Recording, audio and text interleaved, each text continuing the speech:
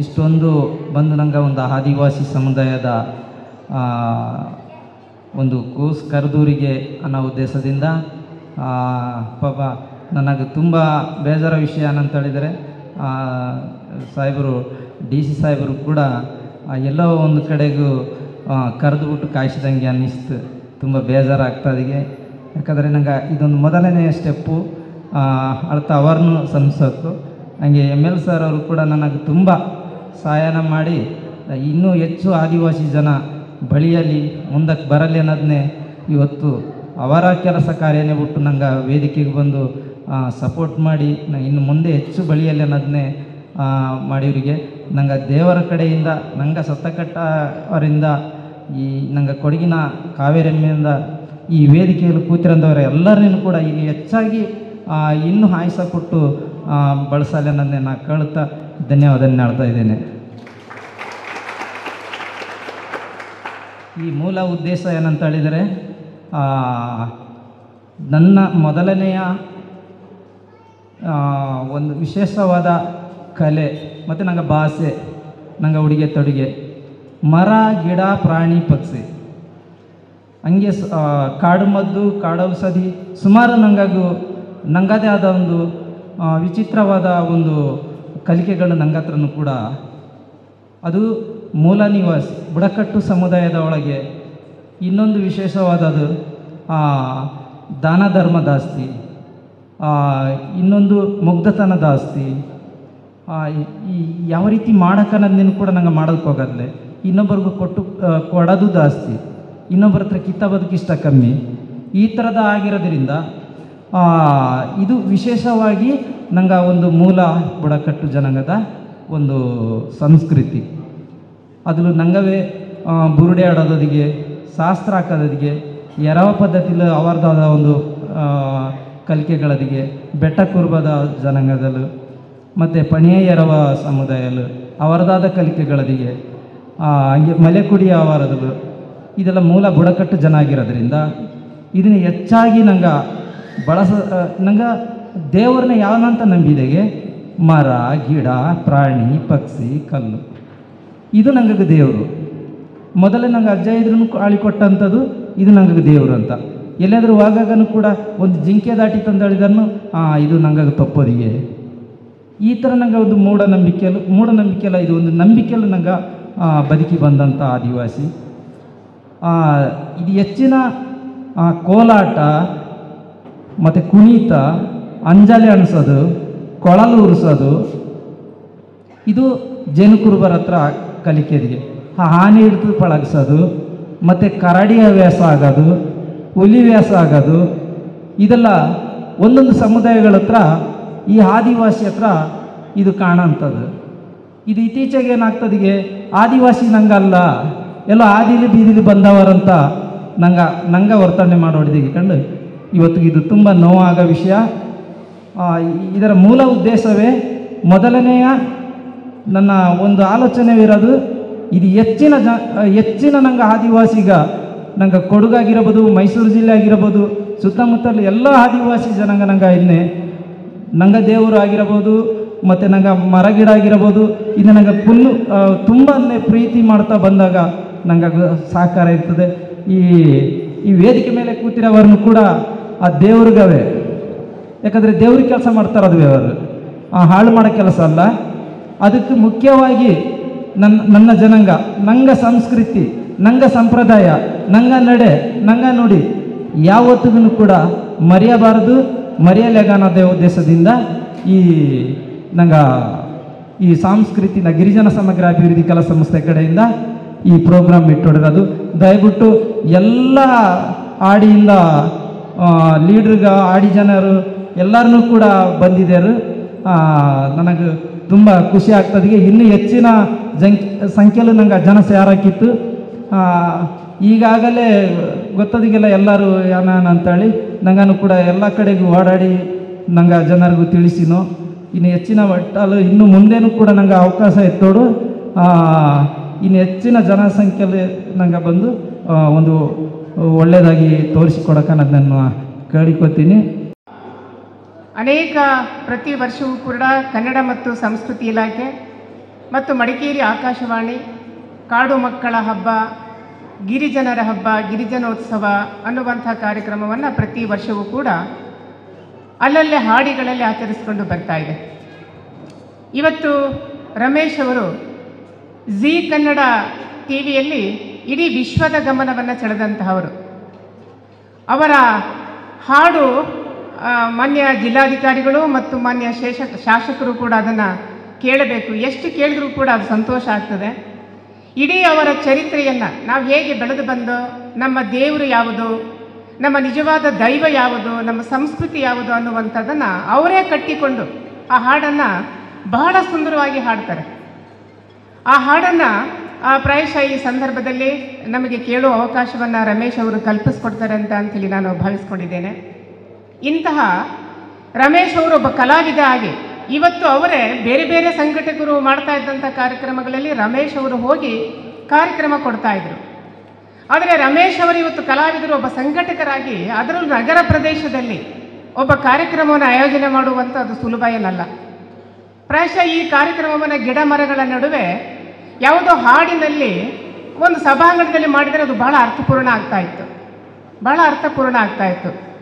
ಯಾಕಂದರೆ ಅಲ್ಲಿಂದ ವಾಹನಗಳು ಬೇಕು, ಬೇರೆ ಬೇರೆದೆಲ್ಲ ಬೇಕು, ಸೌಲಭ್ಯಗಳು ಬೇಕು, ಅವೆಲ್ಲ ಇಲ್ಲಿ ಕರೆತರೋದು ತುಂಬಾ ಕಷ್ಟ. ಆದರೆ ರಮೇಶ್ ಅವರ ಎಷ್ಟೋ ಕಷ್ಟಗಳನ್ನು ಇವತ್ತು ನಿವಾರಣೆ ಮಾಡಿರುವಂಥವ್ರು ಈ ಕಾರ್ಯಕ್ರಮ ಸಂಘಟನೆ ಮಾಡೋದಕ್ಕೆ ನಮ್ಮ ಕುಲಚಂಡ ಪ್ರಮೋದ್ ಗಣಪತಿಯವರು ಮಾನ್ಯ ಶಾಸಕರು.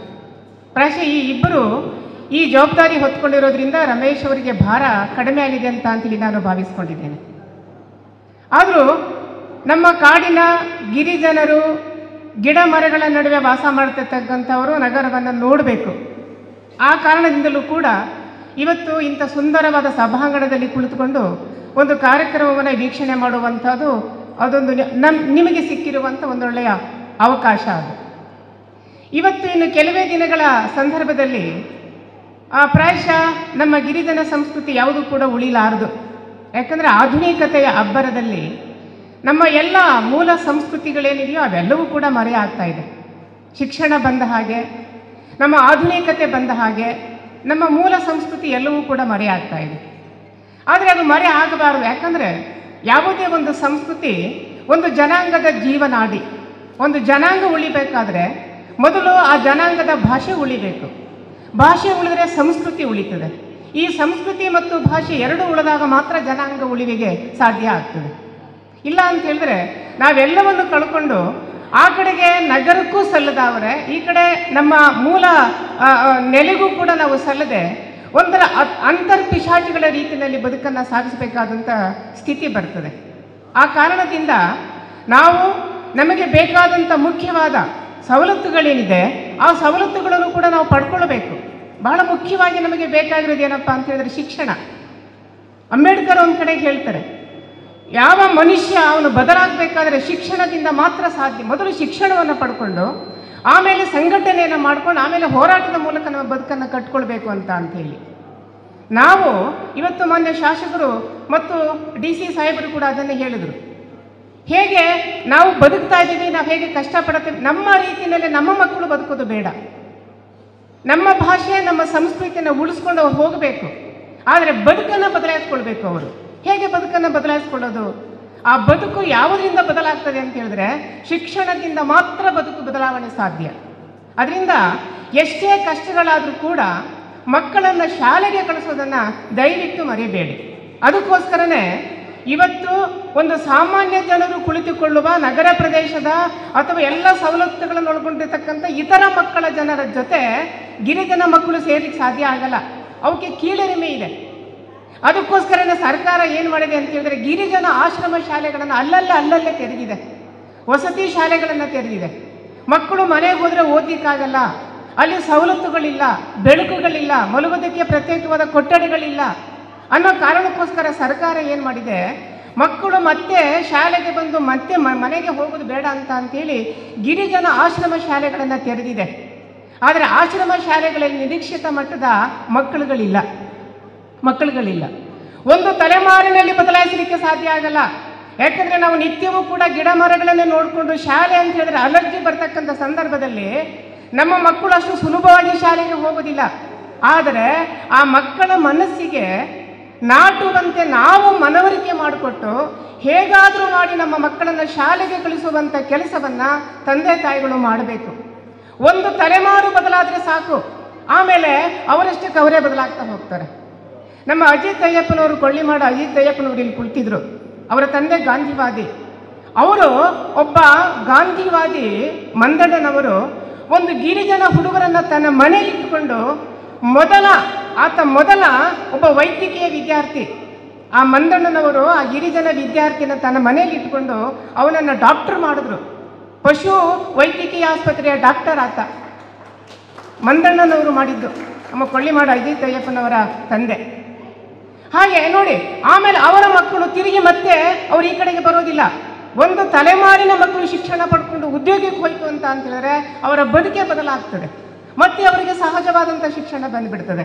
ಹಾಗಾಗಿ ಇವತ್ತು ಬದಲಾಗಬೇಕಾದ್ರೆ ಮುಖ್ಯವಾಗಿ ನಮಗೆ ಏನು ಬೇಕಾಗಿದೆ ಅಂತ ಹೇಳಿದ್ರೆ ಶಿಕ್ಷಣವೇ ನಮಗೆ ಸಂಪತ್ತು. ಆ ಶಿಕ್ಷಣ ಕಳಿಸೋರ ಕಡೆಗೆ ಎಲ್ಲರೂ ಕೂಡ ಹೆಚ್ಚಿನ ಗಮನವನ್ನು ಹರಿಸಬೇಕು ಅಂತೇಳಿ ನಾನು ವಿನಂತಿ ಮಾಡ್ಕೊಳ್ತೇನೆ. ಮತ್ತು ಎರಡನೇದಾಗಿ ನಮ್ಮ ಗಿರಿಜನರಿಗೆ ಹೇಳೋದು ಏನಪ್ಪ ಅಂತ ಹೇಳಿದ್ರೆ, ಆದಷ್ಟು ಸ್ವಲ್ಪ ಕುಡಿತವನ್ನು ಕಡಿಮೆ ಮಾಡೋದನ್ನು ಪ್ರಯತ್ನ ಪಡಿ. ಕುಡಿತದಿಂದ ಬದುಕು ಹಾಳಾಗ್ತಾ ಇದೆ, ಒಪ್ಕೊಳ್ಳೋಣ. ನಮ್ಮ ಸಂಸ್ಕೃತಿ ಅದು, ಕುಡಿಯುವಂಥದ್ದು ಗಿರಿಜನರ ಸಂಸ್ಕೃತಿ ಒಂದು ಕಡೆಗೆ ಇಟ್ಕೊಳ್ಳಿ, ಆದರೆ ಅದಕ್ಕೊಂದು ಮಿತಿ ಇರಲಿ. ಆ ಮಿತಿ ಇಟ್ಟುಕೊಂಡು ಕುಡಿಯೋದನ್ನು ಕಡಿಮೆ ಮಾಡಿಕೊಂಡು ನಮ್ಮ ಆರೋಗ್ಯವನ್ನು ಉತ್ತಮಪಡಿಸ್ಕೊಳ್ಳೋದ್ರ ಕಡೆಗೆ ಗಮನ ಹರಿಸಿದಾಗ ನಮ್ಮ ಬದುಕು ಹಸನಾಗಲಿಕ್ಕೆ ಸಾಧ್ಯ ಆಗ್ತದೆ. ಇನ್ನೊಂದು, ಮಾನ್ಯ ಶಾಸಕರ ಸಮ್ಮುಖದಲ್ಲಿ ನಾನು ಹಿಂದೆಯೂ ಕೂಡ ಇದನ್ನು ಬಹಳ ಸಾರಿ ಪ್ರತಿಪಾದನೆ ಮಾಡ್ಕೊಂಡು ಬರ್ತಾ ಇದ್ದೇನೆ. ಇವತ್ತು ಗಿರಿಜನ ಸಂಸ್ಕೃತಿ ನಾಶ ಆಗ್ತಾ ಇದೆ, ಅದು ಉಳಿಬೇಕನ್ನುವಂಥದ್ದು ಶಾಸಕರು ಭಾಳ ಒತ್ತು ಕೊಟ್ಟು ಹೇಳಿದ್ರು. ಬೇರೆ ಬೇರೆ ಜನಾಂಗಗಳಿಗೆ ಎಲ್ಲ ರೀತಿಯಾದಂಥ ಅಕಾಡೆಮಿಗಳಿದೆ. ಸಾಹಿತ್ಯ ಅಕಾಡೆಮಿ ಇದೆ, ಜಾನಪದ ಅಕಾಡೆಮಿ ಇದೆ, ಯಕ್ಷಗಾನ ಅಕಾಡೆಮಿ ಇದೆ, ದೊಡ್ಡಾಟ ಅಕಾಡೆಮಿ, ಬಯಲಾಟ ಅಕಾಡೆಮಿ ಇದೆ, ತುಳು ಅಕಾಡೆಮಿ ಇದೆ, ಕೊಂಕಣಿ ಅಕಾಡೆಮಿ ಇದೆ, ಕೊಡವ ಅಕಾಡೆಮಿ ಇದೆ, ಅರಭಾಷಾ ಅಕಾಡೆಮಿ ಇದೆ. ಆದರೆ ಈ ಯಾವ ಅಕಾಡೆಮಿಗಳಲ್ಲಿಯೂ ಕೂಡ ಗಿರಿಜನರಿಗೆ ಸ್ಥಾನಮಾನಗಳು ಸಿಗ್ತಾ ಇಲ್ಲ. ಎಲ್ಲ ಅಪ್ಪಿತಪ್ಪಿ ಜಾನಪದ ಅಕಾಡೆಮಿಯಲ್ಲಿ ಮಾತ್ರ ಒಬ್ಬರು ಇಬ್ಬರಿಗೆ ಅಪರೂಪಕ್ಕೆ ಒಂದು ಅವಕಾಶಗಳು ಸಿಗ್ತಾ ಇದೆ. ಹಿಂದೆ 62,000 ಜನಸಂಖ್ಯೆ ಕೊಡಗಿನಲ್ಲಿ ಬುಡಕಟ್ಟು ಜನಾಂಗದವರಿದ್ದರು. ಆದರೆ ಇವತ್ತು ಅವರು ಅನೇಕ ರೀತಿಯ ಅನಾರೋಗ್ಯಕ್ಕೆ ತುತ್ತಾಗಿ ಇವತ್ತು ಹೆಚ್ಚಿನ ಗಿರಿಜನ ಹಾಡಿಗಳಲ್ಲಿ ಜನರು ಆಸ್ತಮಕ್ಕೆ ಒಳಗಾಗ್ತಾ ಇದ್ದಾರೆ. ಆಮೇಲೆ ಕ್ಷಯ ರೋಗಕ್ಕೆ ತುತ್ತಾಗ್ತಾ ಇದ್ದಾರೆ. ಆಸ್ತಮ ಮತ್ತು ಕ್ಷಯ ರೋಗ ಮತ್ತು ಕುಡಿತ, ಈ ಎರಡರಿಂದ ಆರೋಗ್ಯದ ಬಗ್ಗೆ ಅರಿವಿಲ್ಲದೆ ಅವರ ಜನಸಂಖ್ಯೆಯ ಬರ್ತಾ ಕ್ಷೀಣಿಸ್ತಾ ಇದೆ. ಈ ಜನರು ಉಳಿಬೇಕಾದ್ರೂ ಶಿಕ್ಷಣ ಬೇಕು, ಜೊತೆಗೆ ಅವರ ಕಲೆ ಉಳಿಬೇಕಾದ್ರೆ ಗಿರಿಜನರಿಗೆ ಪ್ರತ್ಯೇಕವಾದಂಥ ಒಂದು ಸಾಂಸ್ಕೃತಿಕ ಅಕಾಡೆಮಿ ಬೇಕೇ ಬೇಕಾಗಿದೆ. ಇಡೀ ಕರ್ನಾಟಕದಲ್ಲಿ 50 ಬುಡಕಟ್ಟುಗಳಿದ್ದಾವೆ. ಆ 50 ಬುಡಕಟ್ಟುಗಳಲ್ಲಿ ಬಹಳ ಪ್ರಮುಖವಾದಂಥ 5 ಬುಡಕಟ್ಟುಗಳು ಕೊಡಗಿನಲ್ಲಿ ಇದ್ದಾವೆ. ಬಹಳ ಪ್ರಮುಖವಾದ 5 ಬುಡಕಟ್ಟುಗಳು. ಅದು ಆ ಬುಡಕಟ್ಟು ಎಷ್ಟು ಶ್ರೀಮಂತವಾದ ಸಂಸ್ಕೃತಿಯನ್ನು ಹೊಂದಿದೆ ಅಂತ ಹೇಳಿದ್ರೆ ನಾವೆಲ್ಲ ಬಹಳ ಆಸೆ ಪಡ್ತೇವೆ ಈ ಸಂಸ್ಕೃತಿ ಉಳಿಬೇಕು ಅಂತೇಳಿ. ಆದರೆ ಉಳಿಬೇಕಾದ್ರೆ ಸಾಮಾನ್ಯವಾದ ಅಕಾಡೆಮಿಗಳ ಜೊತೆ ಸ್ಪರ್ಧೆ ಮಾಡಲಿಕ್ಕೆ ಇವರಿಗೆ ಸಾಧ್ಯ ಆಗ್ತಾ ಇಲ್ಲ. ಆದ್ದರಿಂದ ಪ್ರತ್ಯೇಕವಾದ ಒಂದು ಸಾಂಸ್ಕೃತಿಕವಾದಂಥ ಅಕಾಡೆಮಿ, ಗಿರಿಜನರ ಅಕಾಡೆಮಿ ಅಥವಾ ಬುಡಕಟ್ಟು ಜನರ ಅಕಾಡೆಮಿ ಅದು ಸ್ಥಾಪನೆ ಆದಾಗ ಮಾತ್ರ ಇವರ ಈ ಸಂಸ್ಕೃತಿಯನ್ನು ಉಳಿಸೋದಕ್ಕೆ ಸಾಧ್ಯ ಆಗ್ತದೆ. ಆ ಅಕಾಡೆಮಿ ಉಳಿಬೇಕಾದ್ರೆ ಕೊಡಗು ಅಥವಾ ಉತ್ತರ ಕರ್ನಾಟಕದ ಭಾಗದಲ್ಲಿ ಕೂಡ ಅತಿ ಹೆಚ್ಚು ಬುಡಕಟ್ಟು ಜನರು ಇರ್ತಕ್ಕಂಥ ಭಾಗ ಅದು. ಯಾಕಂದರೆ ಯಾವ ಪ್ರದೇಶ ಹೆಚ್ಚು ಗಿಡ ಮರ ಬೆಟ್ಟ ಗುಡ್ಡಗಳನ್ನು ಒಳಗೊಂಡಿದೆಯೋ ಆ ಪ್ರದೇಶದಲ್ಲಿ ಬುಡಕಟ್ಟು ಜನರು ಇರುವಂತಹದ್ದು. ಅಲ್ಲಿ ಆಧುನಿಕ ಸೌಲಭ್ಯಗಳಿನ್ನೂ ತಲುಪಲಿಕ್ಕೆ ಸಾಧ್ಯ ಆಗಿರೋದಿಲ್ಲ. ಹಾಗಾಗಿ ಆ ಬುಡಕಟ್ಟು ಸಂಸ್ಕೃತಿ ಮತ್ತು ಬುಡಕಟ್ಟು ಜನಾಂಗ ಅಂತ ಬೆಟ್ಟ ಗುಡ್ಡಗಳ ಪ್ರದೇಶದಲ್ಲಿ ಇವತ್ತು ಕೂಡ ಉಳಿದಿದೆ. ಅದರಿಂದ ಇವತ್ತು ಬೇರೆ ಬೇರೆ ಶಾಸಕರು ಅಧ್ಯಕ್ಷರಾದಂಥ ಸಂದರ್ಭದಲ್ಲಿ ಬೇರೆ ಬೇರೆ ಅಕಾಡೆಮಿಗಳು ಸ್ಥಾಪನೆಗಳಾಗಿದೆ. ನಾನು ಮಾನ್ಯ ಶಾಸಕರಲ್ಲಿ ವಿನಂತಿ ಮಾಡ್ಕೊಳ್ಳೋದು ಏನಪ್ಪ ಅಂತ ಹೇಳಿದ್ರೆ, ಅವರ ಅಧಿಕಾರ ಅವಧಿನಲ್ಲಿ ಅವರಿಗೆ ಒಂದು ಒಳ್ಳೆಯ ಹೆಸರು ಬರ್ತದೆ ಮತ್ತು ಅದು ಶಾಶ್ವತವಾಗಿ ಉಳಿತದೆ. ಹಾಗಾಗಿ ಬುಡಕಟ್ಟು ಸಂಸ್ಕೃತಿ ಇದು ಉಳಿಬೇಕಾದ್ರೆ ಬುಡಕಟ್ಟು ಜನಾಂಗದ ಅಕಾಡೆಮಿ ಅವರ ಅವಧಿನಲ್ಲಿ ಸ್ಥಾಪನೆ ಆಗಲಿ ಅಂತೇಳಿ ನಾನು ನಿಮ್ಮೆಲ್ಲರ ಪರವಾಗಿ ಈ ಸಂದರ್ಭದಲ್ಲಿ ನಾನು ವಿನಂತಿ ಮಾಡ್ಕೊಳ್ತೇನೆ. ಮೇಳವಾಗಲಿ ಇವರನ್ನು ಒಗ್ಗೂಡಿಸಿ ಅಂತ ಕೆಲಸ ಮಾಡಬೇಕು ಅಂತ ಹೇಳಿದ್ರೆ ಇವರನ್ನ ನಮ್ಮ ಜೊತೆ ಬೇರೆ ತುಂಬ ಕಷ್ಟಪಡ್ತಿದ್ರು. ಅದು ಹೇಗೆ ಇವರು ಇಷ್ಟು ಕಷ್ಟಪಡ್ತಾರೆ ಅಂತೇಳಿ ನನಗೆ ಇತ್ತೀಚೆಗೆ ಇವರಿಂದ ಗೊತ್ತಾಯಿತು. ಬಹುಶಃ ಇವರಿಗೆ ಕಾರ್ಯಕ್ರಮ ಯಾವ ರೀತಿ ನಡೆಸಬೇಕು, ಯಾವ ರೀತಿ ಪಾಲ್ಗೊಳ್ಬೇಕು ಅಂತ ಅವರ ಮನಸ್ಸಲ್ಲಿ ಇಲ್ಲ. ರಮೇಶ್ ಅಣ್ಣ ಬಂದರು, ಮೊದಲಿಗೆ ಶಾಸಕರು ಹೇಳಿದ್ರು ಒಂದು ಕಾರ್ಯಕ್ರಮ ಇದೆ ಈಗ ಮಾಡಬೇಕು ಅಂತ ಹೇಳ್ಕೊಂಡು. ಕಳೆದ ವಾರ ಇತ್ತು ಈ ಕಾರ್ಯಕ್ರಮ, ನನಗೆ ಏನು 18ನೇ ತಾರೀಕು ಮಾಡಬೇಕು ಅಂತ ಹೇಳ್ಕೊಂಡು ಅವ್ರು ಬಂದು 25ನೇ ತಾರೀಕು ಕಾರ್ಯಕ್ರಮ ಇದೆ ನೀವು ಮಾಡಿಕೊಡ್ಬೇಕು ಅಂತ ನಮಗೆ ಹೇಳಿದ್ರು. ಬಹುಶಃ ಯಾವ ರೀತಿ ಕಾರ್ಯಕ್ರಮ ಮಾಡಬೇಕು ಅಂತೇಳಿ ಕೂಡ ಅವ್ರಿಗೆ ಮಾಡುವಂಥ ಒಂದು ಧೈರ್ಯ ಅವರಲ್ಲೇ ಇರಲಿಲ್ಲ. ಕಾರ್ಯಕ್ರಮ ಕೊಡ್ತಿದ್ರು, ದಸರಾದಲ್ಲಿ ಕೂಡ ಅತ್ಯುತ್ತಮವಾದ ಕಾರ್ಯಕ್ರಮ ನೀಡಿದ್ದಾರೆ ನಮಗೆ. ನಾನು ಅವ್ರು ಹೇಳೋದಿಷ್ಟೇ, ಭಯಪಡಲಿಕ್ಕೆ ಏನೂ ಇಲ್ಲ. ನಮ್ಮಂತೆ ನೀವು ನಮ್ಮ ಜೊತೆ ಬೆರೆಸ್ಕೊಂಡು ನಮ್ಮ ಜೊತೆ ಇಂಥ ಕಾರ್ಯಕ್ರಮ ನೀವು ಕೊಡಬೇಕು, ನಮ್ಮಲ್ಲಿ ಒಂದಾಗಿ ನೀವು ಹೋಗಬೇಕು ಅಂತೇಳಿ ಅವ್ರನ್ನ ಕೇಳ್ಕೊಳ್ತಾ ಏನು ಕಾರ್ಯಕ್ರಮ ಕೊಡ್ತಿದ್ದಾರೆ. ಇನ್ನೂ ಪ್ರಥಮ ವರ್ಷದ ಕಾರ್ಯಕ್ರಮ ಒಳ್ಳೆ ಉತ್ತಮ ಕಾರ್ಯಕ್ರಮ ಆಗಲಿ. ಎಲ್ಲ ನಿಮ್ಮ ಜನಾಂಗದವರು ಇದನ್ನು ಒಗ್ಗೂಡಿ ಈ ಕಾರ್ಯವನ್ನು ನೆರವೇರಿಸಲಿ. ಹಾಗೆ ಒಂದೇ ಮನೆ ಮಾಡೋದು ಅಂತಂದರೆ ನಿಮ್ಮ ಜನಾಂಗದ ನಿಮ್ಮ ಭಾಷೆಗಳಿಗೆ ನೀವು ಗೌರವ ಕೊಡಿ. ಒಂದು ಉದಾಹರಣೆ ಹೇಳ್ತೀನಿ. ನಾವು ಕೂಡ ನಾನು ಎರವ ಜನಾಂಗದ ಜೊತೆ ಬೆಳೆದವನು. ಇತ್ತೀಚಿನ ಕಾಲದಲ್ಲಿ ಎರವ ಜನಾಂಗದವರು ಯಾವುದೇ ಭಾಷೆ ಅವರ ಭಾಷೆ ಮಾತೃಭಾಷೆಯನ್ನು ಆಡಲು ಅವರಿಗೆ ಇಷ್ಟವೇ ಇಲ್ಲ. ನಮ್ಮ ಜೊತೆ ಕನ್ನಡದಲ್ಲಿ ಮಾತಾಡ್ತಾರೆ. ಕನ್ನಡದಲ್ಲಿ ಮಾತಾಡಿ ಉಳಿಸಿ, ಆದರೆ ತಮ್ಮ ಭಾಷೆಗಳನ್ನ ಉಳಿಸ್ಕೊಳ್ಳಿ, ತಮ್ಮ ಜನಾಂಗವನ್ನು ಉಳಿಸಲಿಕ್ಕೆ ಪ್ರಯತ್ನ ಪಡಿ ಅಂತ ಹೇಳುತ್ತಾ, ಏನು ನನಗೆ ಈ ವೇದಿಕೆಯಲ್ಲಿ ಕರೆದು ಒಂದು ಅವಕಾಶ ಕೊಟ್ಟು ಈ ಕಾರ್ಯಕ್ರಮದಲ್ಲಿ ನನ್ನೊಂದು ಭಾಗವಾಗಿ ಮಾಡಿ ನನ್ನ ಕರ್ಕೊಂಡು ಕೆಲಸ ಮಾಡಿದ್ದಕ್ಕೆ ಧನ್ಯವಾದ ಹೇಳುತ್ತಾ ನನಗೆ ಅವಕಾಶ ಕೊಟ್ಟಿದ್ದೆ. ಮತ್ತೆ ಧನ್ಯವಾದ ಮಾತನ್ನು ಮುಗಿಸೋಕೆ ಧನ್ಯವಾದಗಳು. ಒಂದೇ ತಾಯಿಯ ಮಕ್ಕಳು. ಈಗ ಒಂದು 15 ವರ್ಷದಿಂದ ನಾವು ಸ್ವಲ್ಪ ಅರಣ್ಯ ಹಕ್ಕು ಕಾಯ್ದೆ ಯಾವಾಗ ಘೋಷಣೆ ಆಯಿತು, ಹೋರಾಟ ಇಲ್ಲ, ಸಂಬಂಧ ಇಲ್ಲ, ಸಂಘಟನೆ ಇಲ್ಲ, ನಾವು ಎಲ್ಲವನ್ನ ದಿನೇ ಮಾಡ್ಕೊಂಡು ಬಂದಿದ್ದೀವಿ. ಯಾವುದೋ ಒಂದು ಕಾರ್ಯಕ್ರಮ ಇಟ್ಟುಕೊಂಡು ಹೋರಾಟ ಮಾಡಿ ಅದು ಜಯಿಸಿ ಬಂದ ನಂತರ ನಾವು ಮತ್ತೆ ಹೋರಾಟ ನೀಡಕ್ಕಿಲ್ಲ, ಸಭೆ ಸೇರೋದಿಲ್ಲ, ಸಂಘಟನೆ ಇರೋಕ್ಕಿಲ್ಲ. ಇದು ಆಗಬಾರ್ದು. ನಾವು ಮತ್ತೆ ಹಳೆಯ ಸಂಘಟನೆಗಳು ಏನು ನಾಗರಹೊಳೆ ತಾಜಿನ ಗಲಾಟೆಯಲ್ಲಿ ಯಾವ ಸಂಘಟನೆ ಇತ್ತು ಆ ಸಂಘಟನೆಯನ್ನು ಪುನಃ ಸ್ಥಾಪನೆ ಆಗಬೇಕು, ಆ ಒಗ್ಗಟ್ಟು ಬರಬೇಕು, ಆ ಜನಸಂಖ್ಯೆ ಸೇರಬೇಕು. ನಾವು ಯಾವುದೇ ಹೋರಾಟದಲ್ಲಿ ಸೋತಿಲ್ಲ. ನಾಗರಹೊಳೆ ತಾಜು ಹೋರಾಟ ಗೆದ್ದಿದ್ದೀವಿ, ಅರಣ್ಯ ಹಕ್ಕು ಕಾನೂನು ಗೆದ್ದಿದ್ದೀವಿ, ಅರಣ್ಯ ಹಕ್ಕು ಪಡ್ಕೊಂಡಿದ್ದೀವಿ. ಯಾರು ಹೇಳಿದ್ರೆ ಅರಣ್ಯ ಹಕ್ಕಿಗೆ ಹೋರಾಟ ಬಂದರೆ ನೀವೆಲ್ಲ ಜಯಿಸಿರ್ತೀವಿ, ಅರಣ್ಯವನ್ನು ನಿಮಗೆ ಪಟ್ಟ ಕೊಟ್ಬಿಡ್ತಾರ ಅಂತ ಪಡ್ಕೊಂಡಿಲ್ವಾ? ಯಾರಿಗೂ ಸಾಧ್ಯ ಆಗಿಲ್ಲ. ನಾವು ಬುಡಕಟ್ಟು ಜನರಿಗೆ ಸಾಧ್ಯ ಆಗಿದೆ ಅದು. ಅದರಿಂದ ನಮ್ಮ ಹೋರಾಟ, ನಮ್ಮ ಸಂಘಟನೆ, ನಮ್ಮ ಸಂಸ್ಕೃತಿ, ನಮ್ಮ ಆಚಾರ ವಿಚಾರ ಪದ್ಧತಿ ಪರಂಪರೆಯನ್ನು ಯಾರು ಕೂಡ ತಿದ್ದುಪಡಿ ಮಾಡೋದೇ ಬೇಡ. ಈಗ ಇವರು ಹೇಳಿದರು ನಮ್ಮ ಹೆಸರು ಬದಲಾವಣೆ ಆಗ್ತಾಯಿದೆ. ಯಾರೋ ಕಪಿಲ್ ದೇವ್, ಅನಿಲ್ ಕುಂಬ್ಳೆ ಇಂಥ ದೊಡ್ಡ ಹಾಕಿ ಪ್ಲೇಯರು, ಕ್ರಿಕೆಟ್ ಪ್ಲೇಯರ್ ಹೆಸರು ಬಂದ್ಬಿಟ್ಟಿದೆ. ಆಗಲೇ ಸೋಮಣ್ಣವರು ಹೇಳಿದ್ರಲ್ಲ, ಒಬ್ಬ ಪೈಪು ವೈದ್ಯ ಅಧಿಕಾರಿ ಬೋಳ್ಕ ಅಂತ, ಅವ್ರಿಗೆ ಹೆಣ್ಣು ಕೊಟ್ಟವರು ನಮ್ಮ ಸ್ವಂತ, ನಮ್ಮ ಮನೆ ಪಕ್ಕದವರು, ನಮ್ಮವ್ರನ್ನೇ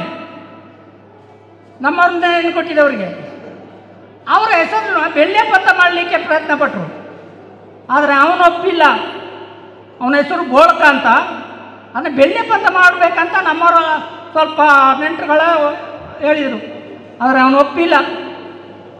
ನನ್ನ ತಾತ ಹಾಕಿದ ಹೆಸರು ಬೋಳ್ಕ ಅಂತ, ನಾನು ಬೋಳ್ಕನಾಗಿ ಹೇಳ್ತೀನಿ ಅಂದರು. ಡಾಕ್ಟ್ರ್ ಅವ್ರು ಮಾಡ್ಬೋದಿತ್ತು, ಅಂದರೆ ಅವನಲ್ಲಿ ಅವನ ತನ ಇದೆ. ನಮ್ಮ ಆಚಾರ ವಿಚಾರ ಪದ್ಧತಿ ಪರಂಪರೆಯನ್ನು ಯಾವಾಗ ಮರೆತು ನಾವು ಇನ್ನೊಂದು ಇದಕ್ಕೆ ಕನ್ವರ್ಟ್ ಆದರೂ ಅಲ್ಲಿಗೆ ಎರವತನ ಇರಕ್ಕಿಲ್ಲ, ಕುರುಬತನ ಇರಕ್ಕಿಲ್ಲ, ಕುಡಿಯತನ ಇರಕ್ಕಿಲ್ಲ, ನಮ್ಮ ಬುಡಕಟ್ಟುತನವೇ ಇರಕ್ಕಿಲ್ಲ. ಸೋಮಣ್ಣದಾಗೆ ಬುಡಕಟ್ಟು ಅಕಾಡೆಮಿ ಆಗಬೇಕಂತೇಳಿ 20 ವರ್ಷದಿಂದ ನಾವು ಪ್ರಸ್ತಾಪ ಮಾಡ್ತಾ ಬಂದಿದ್ದೀವಿ. ಆದರೆ ಯಾವುದೇ ಅಕಾಡೆಮಿಗಳಲ್ಲಿ ನಮಗೆ ಸ್ಥಾನಮಾನ ಇಲ್ಲ ಅಂತ ಹೇಳಿ. ಈಗ ಲಾಸ್ಟ್ ಮೈಸೂರಲ್ಲಿ TIರಿಂದ ಒಂದು ಇದು ಹೋಗಿದೆ. ಸ್ವಲ್ಪ ನಮ್ಮ ಶಾಸಕರು ಅದನ್ನು ಫಾಲೋ ಮಾಡಿದರೆ, ಮುಖ್ಯಮಂತ್ರಿ ಗಮನಕ್ಕೆ ತಂದರೆ ಬುಡಕಟ್ಟು ಅಕಾಡೆಮಿ ಮಾಡಲಿಕ್ಕೆ ತುಂಬ ಏನು ಕಷ್ಟ ಇಲ್ಲ ನಮ್ಮ ಪೊನ್ನಣ್ಣವರಿಗೆ. ನಾನು ಒಂದೇ ಒಂದು ಮನವಿ ಮಾಡ್ತೀನಿ ನಮ್ಮವರಿಗೆ. ಕೊಡಗಿನಲ್ಲಿ ನಮಗೆ ನಾಯಕರಿಲ್ಲ, ಲೀಡ್ರ್ಗಳಿಲ್ಲ. ಕೊಡಗಿನವರು ಒಂದು ಆಲೋಚನೆ ಮಾಡಿಕೊಳ್ಬೇಕು. ಮಾಜಿ ಮುಖ್ಯಮಂತ್ರಿ ಗುಂಡೂರಾಯರು ಹೋದ ನಂತರ ಕೊಡಗಿನ ಎಲ್ಲ ಜನಾಂಗವನ್ನು ಕರ್ಕೊಂಡು ಹೋಗುವಂಥ ಶಕ್ತಿ ಅದು ಏಕೆ ಸುಬ್ಬಯ್ಯನಿಗೆ ಮಾತ್ರ ಇತ್ತು. ಅದು ಬಿಟ್ಟರೆ ಅದನ್ನು ಮುಂದುವರಿಸಲಿಕ್ಕೆ ಪೊನ್ನಣ್ಣ ಮಾತ್ರ ಇರೋದು, ತಿಳ್ಕೊಳ್ಳಿ. ಬೇರೆ ಯಾರು ಕೂಡ ನಮ್ಮ ಎಲ್ಲ ಜನಾಂಗವನ್ನು ಅಣ್ಣ ತಮ್ಮಂದ್ರಾಗೆ ಹೊಂದಾಣಿಕೆಯಲ್ಲಿ ನಮ್ಮನ್ನು ಕರ್ಕೊಂಡು ಹೋಗಲಿಕ್ಕೆ ಬೇರೆ ಯಾರೂ ಇಲ್ಲ. ಯಾವ ರಾಜಕೀಯ ಪಕ್ಷದಲ್ಲಿ ಲೀಡರ್ಗಳಿಲ್ಲ. ಆದರೆ ಪೊನ್ನಣ್ಣವರು ಅವರ ತಂದೆ ಹಾಕಿಕೊಟ್ಟಂಥ ಮಾರ್ಗವನ್ನು ಚಾಚು ತಪ್ಪದೆ ಮಾಡ್ತಾ ಇದ್ದಾರೆ. ಇವರಿಗೆ ಈಶ್ವರ ಇಗ್ಗುತ್ತಪ್ಪ, ಕಾವೇರಿ ಮಾತೆ, ನಮ್ಮೆಲ್ಲರ ಕುಲದೇವರು, ಇವ್ರಿಗೆ ಮತ್ತೆ ಆಶೀರ್ವಾದ ಮಾಡಲಿ ಅಂತ ನಾವು ಕೇಳ್ಕೊಳ್ತಾ ಇದ್ದೀವಿ. ನಮ್ಮ ಆದಿವಾಸಿ ಯಾವ ಕಾರಣಕ್ಕೆ ನಮ್ಮ ಪೊನ್ನಣ್ಣನವ್ರನ್ನ ಎಲ್ಲೂ ಬಿಟ್ಟು ಕೊಡೋದು ಬೇಡ, ಯಾರಿಗೂ ಬಿಟ್ಟು ಕೊಡೋದು ಬೇಡ. ಅವರ ವಿರುದ್ಧ ಬೇರೆ ಬೇರೆ ಷಡ್ಯಂತ್ರ ಮಾಡಿದ್ರು ಕೂಡ ನಾವು ವಾಯ್ಸ್ ಎತ್ತಬೇಕು, ಅವರ ಹಿಂದೆ ನಿಲ್ಲಬೇಕು, ಅವ್ರಿಗೆ ಬಲ ಕೊಡಬೇಕು. ಇಲ್ಲಾಂದರೆ ಮುಂದೆ ನಮ್ಮನ್ನು ಹೊಂದಾಣಿಕೆಯಲ್ಲಿ ಕರ್ಕೊಂಡು ಹೋಗ್ಲಿಕ್ಕೆ ಯಾವ ನಾಯಕರು ಇಲ್ಲ ಕೊಡಗಿನಲ್ಲಿ. ಅದರಿಂದ ಜಿಲ್ಲಾಧಿಕಾರಿಗಳಿಗೆ ಒಂದು ಮನವಿ, ತಾವು ರಾಜಸ್ಥಾನದಿಂದ ಬಂದಿದ್ದೀರಿ, ಪ್ರತಿ ಆಡಿಗಳಿಗೆ ಅದು ಕುಡಿಯರಿರ್ಬೋದು, ಎರವರಿರ್ಬೋದು, ಸೋಲಿಗರಿರ್ಬೋದು, ನಮ್ಮ ಜೇನುಕುರುಬರು, ಅವ್ರ ಆಡಿಗೆ ಹೋಗಿ ಅಲ್ಲಿ ಏನು ಸಮಸ್ಯೆ ಅಂತ ನೋಡಿಕೊಂಡು ಸರ್ಕಾರಕ್ಕೆ ಅದನ್ನು ನೀವು ಒಂದು ಮನವಿ ಮಾಡಿದರೆ ನಮ್ಮ ಪೊನ್ನಣ್ಣವ್ರಿಗೂ ಒಂದು ಶಕ್ತಿ ಬರ್ತದೆ. ಅದರಿಂದ ಜಿಲ್ಲಾಧಿಕಾರಿಗಳು ದಯವಿಟ್ಟು ಹೆಚ್ಚು ಆಡಿಗಳಿಗೆ ನುಗ್ಗಿ, ನಿಮಗೆ ಸರ್ಕಾರ ವಾಹನ ಕೊಟ್ಟಿದ್ದಾರೆ, ಎಲ್ಲಿಗೆ ರೋಡ್ ಇಲ್ಲ, ಎಲ್ಲಿಗೆ ನೀರಿಲ್ಲ, ಎಲ್ಲಿಗೆ ಮನೆ ಇಲ್ಲ ಅಂತ ಹೇಳಿ ತಾವು ಒಂದು ಸರ್ವೆ ಮಾಡಿದರೆ, ಈ ಮುಂಚೆ ಮಾಡಿದ್ದಾರೆ, ಅದು ಅಚ್ಚುಕಟ್ಟಾಗಿದೆ ಅಂತ ಗೊತ್ತಿಲ್ಲ, ದಯವಿಟ್ಟು ಅದು ಮಾಡಬೇಕಂತ ಕೇಳ್ಕೊಳ್ತಾ ಇದ್ದೀನಿ ಸಾಹೇಬ್ರೆ. ಅದರಿಂದ ನಾನು ಆಚಾರ ವಿಚಾರ ಪದ್ಧತಿ ಪರಂಪರೆಗೆ ಮಾತಾಡಿದೆ. ನಾವು ಎಲ್ಲೂ ನಮ್ಮ ತನವನ್ನು ಬಿಟ್ಟುಕೊಂಡು, ನಾನು ಕುಡಿಯಾರ ಮುತ್ತಪ್ಪ ಅಂತ ಹೇಳಿ ಯಾವಾಗ ನಾನು ಜನರ ಮುಂದೆ ಬಂದನೋ ಆಗಲೇ ನನಗೆ ಬೆಲೆ ಸಿಕ್ಕಿದ್ದು. ಬೆರಿ ಮುತ್ತಪ್ಪ ಅಂದರೆ ಅದು ಅಜ್ಜಿಗುಟ್ರ ಮುತ್ತಪ್ಪ ಅಂತ ಗೊತ್ತಿಲ್ಲ, ಕಲೆಕ್ಟರ್ನ ಮುತ್ತಪ್ಪ ಗೊತ್ತಿಲ್ಲ, ಕಾಟೋಳಿರ ಮುತ್ತಪ್ಪ ಅಂದರೆ ಗೊತ್ತಾಗ್ತಿಲ್ಲ. ಕುಡಿಯಾರ ಮುತ್ತಪ್ಪ ಅಂದರೆ ಇವ ಕುಡಿಯ ಅಂತ ಗ್ಯಾರಂಟಿ.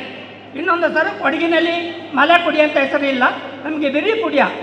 ಯಾವುದೇ ಇದು ಮಾಡಬೇಕಾದ್ರೆ ಬೆರಿ ಕುಡಿಯ ಅಂತ ಹಾಕಿ ನಮ್ಮದೆಲ್ಲ ಮಲೆ ಕುಡಿ ಅಂತ ಹೋಗ್ಬಿಟ್ಟು ನಮಗೆ ಬರೋ ಸೌಲಭ್ಯದಿಂದ ವಂಚಿತರಾಗ್ತಿದ್ದೀವಿ. ಅಂದರೆ ಮಲೆ ಕುಡಿಗೆ ಎಲ್ಲ ಕನ್ನಡ ಜಿಲ್ಲೆಗೆ ಹೋಗ್ಬಿಡ್ತಾರೆ. ಬೆರಿ ಕುಡಿ ಅಂತ ಹಾಕಿ ನಮ್ಮ ಇಲ್ಲಿ ಕೊಡಗಿನಲ್ಲಿ ಬೆರಿ ಕುಡಿ ಅಂತ ಹೇಳೋದು, ಮಲೆ ಕುಡಿ ಅಂತ ಹಾಕೋದೇ ಬೇಡ.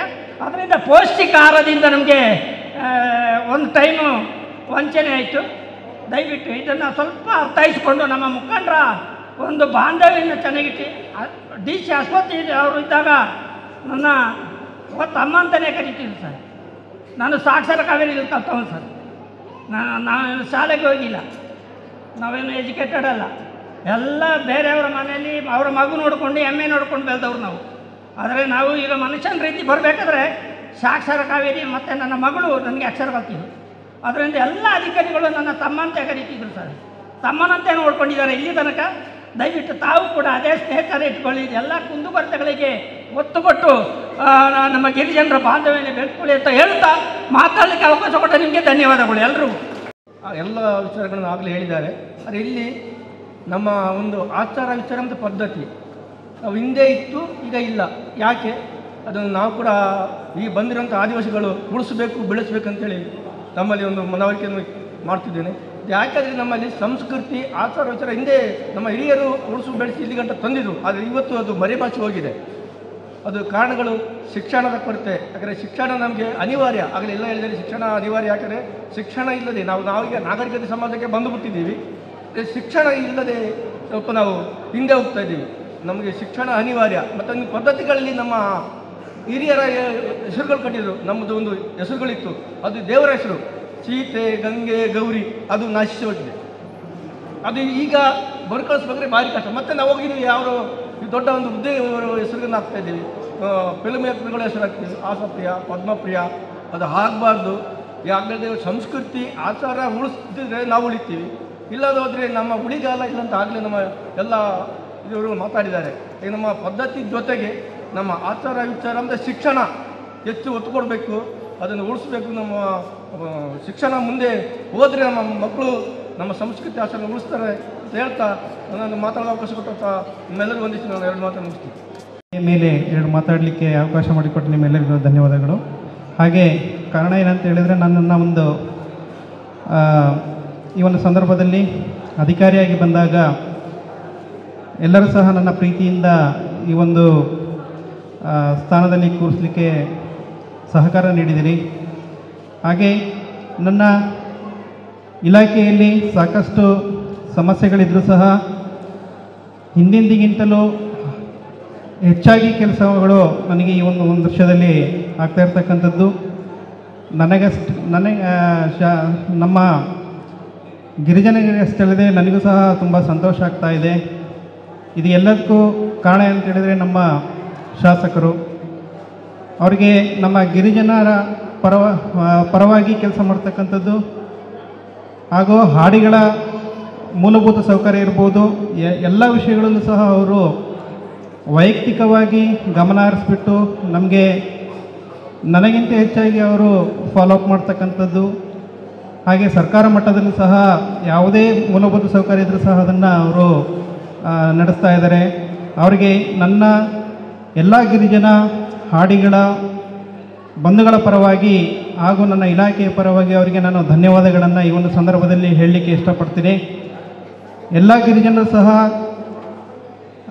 ಈಗ ಏನು ಸಮಸ್ಯೆಗಳಿತ್ತು ಅವುಗಳನ್ನು, ವಿದ್ಯುತ್ ಸಮಸ್ಯೆ ಇರ್ಬೋದು, ರಸ್ತೆ ಮೂಲಭೂತ ಸಮಸ್ಯೆಗಳು, ಮೂಲಭೂತ ಸೌಕರ್ಯ ಸಮಸ್ಯೆ ಇರ್ಬೋದು, ಎಲ್ಲದೂ ಸಹ ಹಂತ ಹಂತವಾಗಿ ಅವರು ನಮಗೆ ನಡೆಸ್ಕೊಂಡು ಅವುಗಳನ್ನು ಬಗೆಹರಿಸ್ಕೊಂಡು ಹೋಗಲಿಕ್ಕೆ ಸಹಕಾರ ನೀಡ್ತಾ ಇದ್ದಾರೆ. ಅವ್ರ ಜೊತೆಗೆ ಅವರ ಆಶಯ ಏನಿದೆ ಆ ಆಶಯದಂತೆ ನಾವು ಸಹ ಕೆಲಸ ಮಾಡ್ತೀವಿ ಅಂತ ಹೇಳಿ, ಗಿರಿಜನ ಪರವಾಗಿ ಕೆಲಸ ಮಾಡ್ತೀವಿ ಅಂತೇಳಿ ಈ ಒಂದು ಸಂದರ್ಭದಲ್ಲಿ ಹೇಳ್ತಾ, ಈಗ ಈ ಒಂದು ವೇದಿಕೆಯ ಸಮಾರಂಭದಂತೆ ರಮೇಶ್ರವರು ಬರೀ ಗಿರಿಜನರ ಒಂದು ಏನು ಇದೆ ಕಲೆ ಸಂಸ್ಕೃತಿಯನ್ನು ಉಳಿಸ್ತಕ್ಕಂತಹ ಒಂದು ಮಹತ್ತರವಾದ ಒಂದು ಉದ್ದೇಶವನ್ನು ಇಟ್ಕೊಂಡು ಯಾವಾಗಲೂ ಸಹ ನಮ್ಮ ಕಚೇರಿಗೆ ಅವರು ಬರ್ತಾ ಇರ್ತಾರೆ. ಅವರಿಗೆ ನಮ್ಮ ಇಲಾಖೆಯ ಸಾಕಷ್ಟು ಏನು ಸವಲತ್ತುಗಳಿದೆ ಅವುಗಳನ್ನು ಸಹ ನಾವು ಒದಗಿಸಿದ್ದೀವಿ. ಹಾಗೆ ಅವರು ವರ್ಷ ಈ ಒಂದು ಕಾಡು ಹಬ್ಬವನ್ನು ಇನ್ನು ಮುಂದೆ ಮಾಡಿದರೆ ನಮ್ಮ ಇಲಾಖೆಯ ಸಹಕಾರವನ್ನು ಸಹ ನಾವು ಕೊಡ್ತೀವಿ ಅಂತೇಳಿ ಒಂದು ಸಂದರ್ಭದಲ್ಲಿ ಹೇಳ್ತಾ, ಎಲ್ಲರೂ ಸಹ ಶಿಕ್ಷಣಕ್ಕೆ ಒತ್ತು ನೀಡಿಬಿಟ್ಟು ಎಲ್ಲರೂ ಸಹ ಒಂದು ಸಮಾಜಮುಖಿಯಾಗಿ ಹೇಳಿ ಬರಲಿ ಅಂತೇಳಿ ನಾನು ಈ ಒಂದು ಸಂದರ್ಭದಲ್ಲಿ ಹೇಳ್ತಾ, ಈ ಒಂದು ಅವಕಾಶ ಮಾಡಿಕೊಟ್ಟ ನಿಮ್ಮೆಲ್ಲರಿಗೂ ಸಹ ನಾನು ಧನ್ಯವಾದಗಳನ್ನು ಹೇಳಲಿಕ್ಕೆ ಇಷ್ಟಪಡ್ತೀನಿ. ನಮ್ಮ ಸಮುದಾಯದ ಬಂಧುಗಳೇ, ಇವತ್ತೊಂದು ಕಾಡಿನ ಹಬ್ಬ ಅಂತಂದರೆ ನಾವೆಲ್ಲರೂ ಕೂಡ ಹೆಮ್ಮೆ ಪಡುವಂಥ ವಿಚಾರ. ಯಾಕೆ ಅಂತ ಹೇಳಿದ್ರೆ ಈ ಥರದ ವೇದಿಕೆ ನಮ್ಮ ಸಮುದಾಯಕ್ಕೆ ಎಲ್ಲೂ ಕೂಡ ಸಿಗಲ್ಲ. ಯಾಕೆ ಅಂತ ಹೇಳಿದ್ರೆ ನಾವು ಬೇರೆ ಬೇರೆ ವೇದಿಕೆಗಳಲ್ಲಿ ಭಾಗವಹಿಸಿರ್ತೀವಿ, ನೋಡಿರ್ತೀವಿ. ಆದರೆ ನಮ್ಮದೇ ಆದ ಗಿರಿಜನರಿಗೆ ಈ ಥರದ ವೇದಿಕೆ ಸಿಕ್ಕಿರುವಂಥದ್ದು ಇದು ಪ್ರಥಮ ಬಾರಿ ಅಂತ ನಾವು ಅಂದ್ಕೋಬೇಕು. ಯಾಕೆ ಅಂತ ಹೇಳಿದರೆ ನಮ್ಮ ಆಚಾರ ವಿಚಾರ ಭಾಷೆ ಎಲ್ಲನೂ ಕೂಡ ಇಲ್ಲಿ ಒಳಗೊಂಡು ಇವತ್ತು ಈ ಕಾರ್ಯಕ್ರಮನ ಆಯೋಜನೆ ಮಾಡಿದ್ದಾರೆ. ಯಾಕೆ ಅಂತ ಹೇಳಿದ್ರೆ ನಾವು ಇವತ್ತು ಬರೀ ಹಾಡು ಕುಣಿತ ಅಂತ ಹೇಳಿ ನಾವು ಅದನ್ನ ನೆಗ್ಲೆಕ್ಟ್ ಮಾಡ್ಬೋದು, ಆ ಥರದಲ್ಲ. ಇವತ್ತು ಒಂದು ಹಾಡು ಕಟ್ಟಬೇಕಂತ ಹೇಳಿದರೆ ನಮ್ಮ ಸಮುದಾಯದ ಆಚಾರವನ್ನು ಉಳಿಸುವಂಥದ್ದೇ. ಯಾಕೆಂದರೆ ಇವತ್ತು ಕೊಡಗು ಜಿಲ್ಲೆಯಲ್ಲಿ ಜೇನುಕುರುಬ ಸಮುದಾಯದ ಆಚಾರಗಳನ್ನು ತಂದಿರುವಂಥದ್ದೇ ರಮೇಶ್ ಅವರ ತಂಡ. ಯಾಕೆಂದರೆ ನಾವು ಮೊದಲು ಸಂಘ ಸಂಸ್ಥೆಗಳಲ್ಲಿ ಕೆಲಸ ಮಾಡೋ ಸಂದರ್ಭದಲ್ಲಿ ನಾವು ನಮ್ಮ ಕಲಾತಂಡಗಳನ್ನು ಹುಡುಕುವಾಗ ಎಲ್ಲೂ ಕೂಡ ಸಿಕ್ಕಿರಲಿಲ್ಲ. ನಾವು ಸಣ್ಣ ಮಕ್ಕಳನ್ನು ಕರೆದು ನಾವು ಕಾರ್ಯಕ್ರಮಗಳನ್ನು ಮಾಡಿಸಿರುವ ಸಂದರ್ಭಗಳು ಕೂಡ ಇವತ್ತು ಇದೆ. ಹಾಗಾಗಿ ಈ ಒಂದು ತಂಡವನ್ನು ಕಟ್ಟಿ ಈ ಹಂತಕ್ಕೆ ಬೆಳೆದು ಬಂದಿರುವಂಥದ್ದು ನಮ್ಮ ರಮೇಶಣ್ಣವರ ತಂಡ. ಇವತ್ತು ಜನಪ್ರಿಯವಾಗಿ ಎಲ್ಲ ಕಡೆ ಕೂಡ ಅವರು ತಾಲೂಕು ಮಟ್ಟ ಆಗಿರ್ಬೋದು, ಜಿಲ್ಲಾ ಮಟ್ಟ ಆಗಿರ್ಬೋದು, ರಾಜ್ಯ ಮಟ್ಟ ಆಗಿರ್ಬೋದು, ಅಂತಾರಾಷ್ಟ್ರೀಯ ಮಟ್ಟದಲ್ಲಿ ಕೂಡ ಇವತ್ತು ಅವರು ನಮ್ಮ ಆಚಾರವನ್ನು ಉಳಿಸಿ ಬೆಳೆಸಿ ಇವತ್ತು ನಮ್ಮ ಯುವಕರಿಗೂ ಕೂಡ ಅದನ್ನ ಮನಮುಟ್ಟುವಂಥ ರೀತಿಯಲ್ಲಿ ಈ ವೇದಿಕೆಯನ್ನು ನಿರ್ಮಾಣ ಮಾಡಿಕೊಟ್ಟಿದ್ದಾರೆ. ಯಾಕೆ ಅಂತ ಹೇಳಿದರೆ ನಾವು ಇವತ್ತು ಬರೀ ಹಿರಿಯರು ಮಾತ್ರ ನಮ್ಮ ಆಚಾರ ವಿಚಾರಗಳನ್ನು ಬೆಳೆಸ್ತಾ ಬಂದಿದ್ದೀವಿ. ನಮ್ಮ ಯುವ ಜನರಿಗೆ ಇದನ್ನು ಮನಮುಟ್ಟುವ ರೀತಿಯಲ್ಲಿ ಮಾಹಿತಿಯನ್ನು ಆಡಿ ಹಂತದಲ್ಲಿ ನಾವು ಮುಟ್ಟಿಸಿದರೆ ನಮ್ಮ ಆಚಾರ ವಿಚಾರ ಸಂಸ್ಕೃತಿ ಎಲ್ಲನೂ ಕೂಡ ಉಳಿಸ್ಕೊಳ್ಳಿಕ್ಕೆ ಸಾಧ್ಯ ಆಗ್ಬೋದು ಅಂತ ನನ್ನದೊಂದು ಅಭಿಪ್ರಾಯ. ಹಾಗಾಗಿ ನಾವು ಇದನ್ನ ಬೆಳೆಸ್ಕೊಂಡು ಹೋಗೋಣ ಅಂತ ಹೇಳ್ತೀನಿ. ಇದರಲ್ಲಿ ನಮ್ಮ ಜೇನು ಕುರುಬ ಸಮುದಾಯ ಅಲ್ಲ, ಇವತ್ತು ಬೆಟ್ಟ ಕುರುಬ, ಸೋಲಿಗ, ಮಲೆಕುಡಿಯ, ಎರವ, ಪಣಿಯರವ ಎಲ್ಲರೂ ಕೂಡ ನಾವು ಒಳಗೊಂಡು ಇವತ್ತು ಒಂದು ಆದಿವಾಸಿ ಸಮುದಾಯದ ವೇದಿಕೆ ಅಡಿಯಲ್ಲಿದ್ದೀವಿ. ಹಾಗಾಗಿ ಇಲ್ಲಿ ಒಂದೇ ಸಮುದಾಯ ಮಾತಾಡ್ತಿದ್ದಾರೆ ಅಂತ ಯಾರೂ ಕೂಡ ಅನ್ಯಥ ಭಾವಿಸಬಾರ್ದು. ಯಾಕೆ ಅಂತ ಹೇಳಿದರೆ ನಾವೆಲ್ಲರೂ ಕೂಡ ಅಣ್ಣ ತಮ್ಮ ಅಕ್ಕ ತಂಗಿಯರಾಗಿ ಇವತ್ತು ಬದುಕ್ತಾ ಬಂದಿದ್ದೇವೆ. ಹಾಗಾಗಿ ನಾವು ಯಾವುದೇ ಕಾರಣಕ್ಕೂ ನಾವು ಸಮುದಾಯವನ್ನು ಒಡೆಯುವಂಥ ಆ ಹಂತಕ್ಕೆ ನಾವು ಹೋಗಬಾರ್ದು. ನಾವೆಲ್ಲರೂ ಒಟ್ಟುಗೂಡಿ ಇವತ್ತು ಒಂದು ನಮ್ಮ ಸಮುದಾಯವನ್ನು ಉಳಿಸುವ ಅಡಿಗೆ ನಾವೆಲ್ಲರೂ ಹೋಗೋಣ ಅಂತ ನಾನು ಹೇಳ್ತಾ, ಮತ್ತು ಇನ್ನೊಂದು ನಾವೆಲ್ಲರೂ ಕೂಡ ಗಮನ ಹರಿಸುವಂಥದ್ದು ನಮ್ಮ ಮಕ್ಕಳ ಶಿಕ್ಷಣಕ್ಕೆ ನಾವು ಆದ್ಯತೆ ಕೊಡಲೇಬೇಕಾಗಿದೆ. ಯಾಕೆ ಅಂತ ಹೇಳಿದರೆ ನಾವು ಕೂಡ ಇವತ್ತು ಆಶ್ರಮ ಶಾಲೆಗಳಿದೆ, ಶಾಲೆಗಳೆಲ್ಲ ಆಡಿಮಟ್ಟಗಳಲ್ಲಿ ಸರ್ಕಾರಿ ಶಾಲೆಗಳನ್ನು ತೆರೆದಿದ್ದಾರೆ. ನಾವು ಹೆಚ್ಚಿನ ಅಂದರೆ ಕಾಲೇಜಿಗೆ, PUCಗೆ, ಡಿಗ್ರಿಗೆ ಹೋಗಬೇಕಾದ್ರೆ ಎಲ್ಲನೂ ಕೂಡ ಅವಕಾಶಗಳು ಕೂಡ ಇದೆ. ಮಕ್ಕಳಿಗೆ ನಾವು ಶಿಕ್ಷಣ ಕೊಡಿಸುವ, ಯಾಕೆ ಅಂತ ಹೇಳಿದ್ರೆ ಆ ಥರದ ಶಿಕ್ಷಣ ಕೊಡಿಸ್ಲಿಕ್ಕೆ ಆಗಿಲ್ಲ ಅಂತ ಹೇಳಿದರೆ ನಮ್ಮ ಶಾಸಕರು ಕೂಡ ಇದಕ್ಕೆ ವಿದ್ಯಾಭ್ಯಾಸಕ್ಕಾಗಿ ತುಂಬ ಸಹಕಾರವನ್ನು ನೀಡ್ತಿದ್ದಾರೆ. ಅವರ ಗಮನಕ್ಕೆ ಕೂಡ ಇದನ್ನು ತರುವ ನಮ್ಮ ಮಕ್ಕಳಿಗೆ ಸಹಕಾರವನ್ನು ನೀಡ್ತಾರೆ ಅಂತ ಹೇಳ್ತಾ, ಮತ್ತು ಇನ್ನೊಂದು ನಾವು ಎಲ್ಲಿ ಎಡವ್ತಿದ್ದೇವೆ ಅಂತ ಹೇಳಿದರೆ ನಮ್ಮ ಮಕ್ಕಳನ್ನು ಬಾಲ್ಯ ವಿವಾಹಕ್ಕೆ ನಾವೆಲ್ಲರೂ ಕೂಡ ದೂಡುವ ಹಂತಕ್ಕೆ ಹೋಗಿದ್ದೀವಿ. ಅದು ಆಗಬಾರ್ದು. ಯಾಕೆ ಅಂತ ಹೇಳಿದರೆ ನಮ್ಮ ಮಕ್ಕಳಿಗೆ ಮನೆಯಿಂದಲೇ ಪಾಠವನ್ನು ಕಲಿಸಬೇಕು ನಾವು. ಯಾಕೆ ಅಂತ ಹೇಳಿದರೆ ಹದಿಹರೆಯದ ವಯಸ್ಸಿನಲ್ಲಿ ಈ ಥರದ ಸಮಸ್ಯೆಗಳು ಸಹಜವಾಗಿ ನಮ್ಮ ಮಕ್ಕಳಿಗೆ ಕಾಡುವಂಥ ವಿಚಾರ. ಅದನ್ನು ನಾವು ಮನೆಯಲ್ಲೇ ಅಪ್ಪ ಅಮ್ಮ ಆದವರು ಅದನ್ನ ಅರಿವನ್ನು ಮೂಡಿಸಿ ಒಂದು ಅವ್ರನ್ನ ಆ ಹಂತದಲ್ಲಿ ಇದು ತಪ್ಪು, ಇದು ಒಳ್ಳೆಯದಾರೆ, ಯಾವುದು ಏನು ಅಂತ ಹೇಳಿ ಅವರಿಗೆ ವಿಚಾರವನ್ನು ಮಾಹಿತಿಯನ್ನು ತಿಳಿಸಿದರೆ ಖಂಡಿತವಾಗಿ ನಮ್ಮ ಮಕ್ಕಳು ಅದರಲ್ಲಿ ಬದಲಾವಣೆಗೊಂಡು ಅವರ ವಿದ್ಯಾಭ್ಯಾಸಕ್ಕಾಗಿ ಕೂಡ ಅವರು ಮುಂದೆ ಬರ್ತಾರೆ. ಮತ್ತು ಅವರು ಏನು ಕೆಲಸಗಳನ್ನು ಮಾಡಬೇಕನ್ನೋದು ಅವರಿಗೇನೆ ಆಲೋಚನೆ ಹೋಗ್ತದೆ ಅಂತ ಹೇಳ್ತಾ, ಎಲ್ಲ ತಂದೆ ತಾಯಿಗಳು ಕೂಡ ನಿಮ್ಮ ಮಕ್ಕಳಿಗೆ ಅರಿವನ್ನು ಮೂಡಿಸಿ ಅಂತ ಹೇಳ್ತಾ, ಮತ್ತು ಹಾಗೆ ನಮ್ಮ ಶಾಸಕರ ಗಮನಕ್ಕೆ ಒಂದು ಏನಂತ ತರ್ತಾ ಇದ್ದೀನಿ ನಾನು. ಈಗಾಗಲೇ ಮಕ್ಕಳು ಶಿಕ್ಷಣಕ್ಕೆ ಅಂದರೆ ಕಾಲೇಜು ಹಂತಕ್ಕೆ ಹೋಗಿರುವ ಮಕ್ಕಳು ಕೂಡ ಇದ್ದಾರೆ, ಅವರು ಅಡ್ಮಿಷನ್ ಕೂಡ ಆಗಿದ್ದಾರೆ ಸರ್. ಯಾಕೆ ಅಂತ ಹೇಳಿದರೆ ನಮ್ಮ ಮಕ್ಕಳಿಗೆ ಇವತ್ತು ಬುಕ್ ಆಗಿರ್ಬೋದು, ಬ್ಯಾಗ್ ಆಗಿರ್ಬೋದು, ಮತ್ತು ಫೀಸ್ ಕಟ್ಟಲಿಕ್ಕೆ ಆಗದಿರೋಂಥ ಕುಟುಂಬಗಳು ಕೂಡ ಮಕ್ಕಳು ಇದ್ದಾರೆ. ಅವರಿಗೆ ಒಂದು ನಿಮ್ಮ ಕಡೆಯಿಂದ ಸಹಕಾರ ಆಗಬೇಕಂತ ನಿಮ್ಮಲ್ಲಿ ಮನವಿಯನ್ನು ಮಾಡ್ತಿದ್ದೀನಿ ಸರ್. ಈ ಆದಿವಾಸಿ ಕಾಡು ಹಬ್ಬ ಎಂಬ ಒಂದು ಹಬ್ಬ ಯಾವ ಥರ ರಮೇಶಣ್ಣ ಕಷ್ಟಪಟ್ಟಿದ್ದಾರೆ ಅನ್ನೋದನ್ನು ನಾವು ಸಹ ಎರವ ಸಮಾಜ ಎಂಬ ಸಂಘಟನೆ ಕಟ್ಕೊಂಡು 5 ವರ್ಷ ತಿತಿಮತಿ ಪ್ರೌಢಶಾಲೆಯಲ್ಲಿ ಒಂದು ಪಂದ್ಯಾಟವನ್ನು ನಡೆಸ್ತು. ಆ ಅನುಭವ ಈಗ ರಮೇಶಣ್ಣವರಿಗೆ ಮೊದಲನೇದಾಗಿರ್ಬೋದು. ಅವರಿಗೆ ಇನ್ನು ಮುಂದೆ ನಮ್ಮ ಸಪೋರ್ಟ್ ಇದೆ. ಹಾಗೆ ನಾನು ಕೆಲವು ಅಂಶಗಳನ್ನ ನಮ್ಮ ಶಾಸಕರ ಗಮನಕ್ಕೆ ತರಲಿಕ್ಕೆ ಇಷ್ಟಪಡ್ತೇನೆ. ಕೆಲವು ನಮ್ಮ ಭಾಗದಲ್ಲಿ ಕೆಲವು ಸಮಸ್ಯೆಗಳು ಇರೋ ಸಂದರ್ಭದಲ್ಲಿ ನಾನು ಕೆಲವು ಸಲ ನಮ್ಮ ಶಾಸಕರು ಹಾಗೂ ಮಾನ್ಯ ಜಿಲ್ಲಾಧಿಕಾರಿಗಳ ಜೊತೆಗೂ ಸಹ ನಾನು 1-2 ಸಲ ಭೇಟಿಯಾಗಿದ್ದೇನೆ. ಆಗ ನಮಗೆ ಮೊದಲನೇದಾಗಿ ನಮ್ಮ ಜಿಲ್ಲಾಧಿಕಾರಿಗಳು ಏನೇ ಸಮಸ್ಯೆಗಳಿದ್ದರೆ ನನ್ನ ಮೊಬೈಲ್ ನಂಬರ್ ತಗೊಳ್ಳಿ ಅಂತ ಹೇಳ್ಬಿಟ್ಟು ಮೊಬೈಲ್ ನಂಬರ್ ಕೊಟ್ಟು ನಮ್ಮ ಗಿರಿಜನರಿಗೆ ಇದೆ ಫಸ್ಟ್ ಅಂತ ಅವರಿಗೆ ನಾನು ಎಲ್ಲರ ಪರವಾಗಿ ಅಭಿನಂದನೆಯನ್ನು ಸಲ್ಲಿಸ್ತೇನೆ. ಹಾಗೆ ನಮ್ಮ ಶಾಸಕರಲ್ಲಿ ನಾನು ಒಂದು ಪೊನ್ನಂಪೇಟೆಯಲ್ಲಿ ಒಂದು ಆದಿವಾಸಿಗಳ ಕುಂದುಕೊರತೆ ಸಭೆ ಮಾಡ್ತಾರೆ. ನಾನು ಬಹುದಿನಗಳಾದ ಒಂದು ದೊಡ್ಡ ಬೇಡಿಕೆ ಅಂದರೆ ನಮ್ಮ ಸಮುದಾಯ ಹಕ್ಕುಗಳು, ನಮ್ಮದು 47 ಸಮುದಾಯ ಹಕ್ಕುಗಳು ಪೆಂಡಿಂಗಲ್ಲಿತ್ತು. ಆ ದಿನ ನಾನು ಅವರ ಜೊತೆಯಲ್ಲಿ ಒಂದು ಮನವಿ ಮಾಡಿದೆ, ಸರ್ ನೀವು ಯಾಕೆ ಮುಖ್ಯಮಂತ್ರಿ ಕೈಯಲ್ಲಿ ಸಮುದಾಯ ಹಕ್ಕುಪತ್ರ ನಿಮಗೆ ಕೊಡಿಸಬಾರ್ದು ಅಂತ. 3 ದಿನದಲ್ಲಿ 2 ಹಕ್ಕುಪತ್ರ ಕೊಡಿಸಿದ್ರು. ಅವರಿಗೆ ನಾನು ಮತ್ತೊಮ್ಮೆ ನಾನು ಅಭಿನಂದನೆಯನ್ನು ಸಲ್ಲಿಸ್ತಾ ಇದ್ದೇನೆ.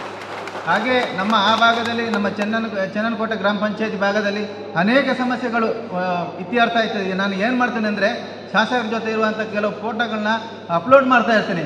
ಅಧಿಕಾರಿಗಳು ನಾನು ಏನೇ ಒಂದು ಕೆಲಸಕ್ಕೆ ಫೋನ್ ಮಾಡಿದ್ರೆ ತಕ್ಷಣ ಸ್ಪಂದಿಸುವಂಥ ಒಂದು ಕೆಲಸ ನಮ್ಮ ಆ ಭಾಗದಲ್ಲಿ ಆಗ್ತದೆ. ಯಾಕೆಂತ ಹೇಳಿದ್ರೆ ನಮ್ಮ ಭಾಗದಲ್ಲಿ ಕಾಂಕ್ರೀಟ್ ರಸ್ತೆ ಆಗಿರ್ಬೋದು, ಸಮುದಾಯ ಭವನ ಆಗಿರ್ಬೋದು, ಕರೆಂಟ್ ಆಗಿರ್ಬೋದು, ಪ್ರತಿಯೊಂದು. ಆದರೆ ಇನ್ನೊಂದು ಒಂದು ದುಃಖಕರ ವಿಚಾರ ಅಂದರೆ ಈ ಎರವ ಜನಕ್ಕೆ ಒಂದು ಅಲೆಮಾರಿ ಮತ್ತು ಅರೆ ಅಲೆಮಾರಿ ಎಂಬ ಒಂದು ಪಟ್ಟಿಗೆ ಸೇರಿಸ್ಬಿಟ್ಟಿದ್ದಾರೆ ಸರ್. ಅದರಿಂದ ನಮ್ಮನ್ನ ದಯವಿಟ್ಟು ಕೈ ಬಿಡಬೇಕಂತ ನಾನು ಹೇಳ್ತಾ ಇದ್ದೀನಿ. ಯಾಕೆಂದರೆ ನಾವೀಗ ಒಂದು ಮನೆಗೆ ಅಪ್ಲಿಕೇಶನ್ ಹಾಕಬೇಕಾದ್ರೆ ITDP ಇಲಾಖೆಗೆ ಹೋಗಂಗಿಲ್ಲ, ವಾಲ್ಮೀಕಿ ನಿಗಮಕ್ಕೆ ಹಾಕಬೇಕು. ವಾಲ್ಮೀಕಿ ನಿಗಮಕ್ಕೆ ಅರ್ಜಿ ಹಾಕಿದ್ರೆ ಅದು ಸಮಾಜ ಕಲ್ಯಾಣ ಇಲಾಖೆಗೆ ಹೋಗ್ತದೆ. ನಾವು ಯಾವ ಇಲಾಖೆಗೆ ಅಲೆದಾಡಬೇಕು ಅನ್ನೋದು ದೊಡ್ಡ ಸಮಸ್ಯೆ. ನೇರವಾಗಿ ನಮಗೆ ITDPಯಲ್ಲಿ ನಮಗೆ ಇದೊಂದು ಮನೆಗಳ ವ್ಯವಸ್ಥೆಯನ್ನು ಮಾಡಿಕೊಡ್ಬೇಕಂತ ಹೇಳ್ತಾ ಮನೆ ಜಿಲ್ಲಾಧಿಕಾರಿಗಳು ಮತ್ತು ಮನೆ ಶಾಸಕರಲ್ಲಿ ನಾವು ಮತ್ತೊಮ್ಮೆ ಮನವಿ ಮಾಡ್ತಾ ನನ್ನ ಮಾತನ್ನು ಮುಗಿಸ್ತೇನೆ. ನಮಸ್ಕಾರ.